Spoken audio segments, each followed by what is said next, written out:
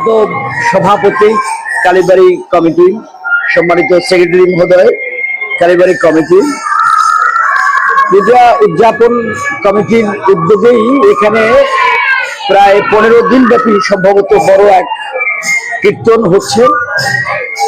আর আপনারা জানেন যে সৃষ্টি এই মহা রহস্য উন্মোচন করবার জন্য বরাবরই হিন্দু সম্প্রদায়ের বড় বিখ্যাত এই কীর্তন শিল্পী গোষ্ঠী স্রষ্টার গুণকীর্তন করেন। আর এখানে হাজার হাজার ভক্তরা এসে শোনেন এবং তারা নিজেদেরকে স্রষ্টার সমীপে নিজেদেরকে সমর্পণ করেন। এটা আমাদের সহ ইসলাম ধর্ম সহ প্রায় প্রত্যেকটা ধর্মেরই স্রষ্টার প্রতি এই যে বিনয়, অবনতি, সমর্পণ, এটা প্রায় প্রত্যেকটি ধর্মেরই নিজস্ব স্বকীয়তায় এই উৎসবগুলো অনুষ্ঠিত হয়। আমরা আজকে সকলের সাথে সংহতি প্রকাশ করবার জন্য এসেছি।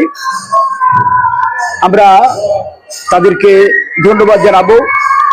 আমরা বরাবরই বলে এসেছি, যারা ধর্ম করে, যারা পূজা করে আর যারা পূজা করে না, তাদের চেয়ে পূজা করা ব্যক্তিবর্গ ভালো, তারা নৈতিক দিক থেকে এগিয়ে থাকে। আমরা তাদের সাধুবাদ জানাবো এবং আমরা সকল প্রকার সহযোগিতা করব। আমরা যদি কখনো এম্পাওয়ার্ড হই, তাহলে পরে আমরা বরাবরই বলে থাকি, ক্ষমতা আমাদেরকে উদ্ধত করে না, আমাদেরকে বিনয়ী করে, আমাদেরকে সহমর্মী করে, সহানুভূতি প্রকাশ করবার জন্য অনুভূতি ব্যক্ত করায়। আমরা তাই করব। এই দেশে আবহমান কাল থেকে হিন্দু মুসলিম ঐক্যবদ্ধভাবে আমাদের জীবন আচার, আমরা একইভাবে বেড়ে উঠেছি পাশাপাশি এবং বিকশিত হয়েছি। আমাদের এই যে চিরায়ত এই ঐতিহ্য, এটা আবহমান কাল ধরে চলছে এবং এটা চলবে। আমরা হিন্দু মুসলিম সকলে মিলে আমাদের প্রিয় স্বদেশ, আমাদের প্রিয় বাংলাদেশকে, প্রিয় মাতৃভূমিকে গড়বার জন্য আমরা সকলে মিলে চেষ্টা করব।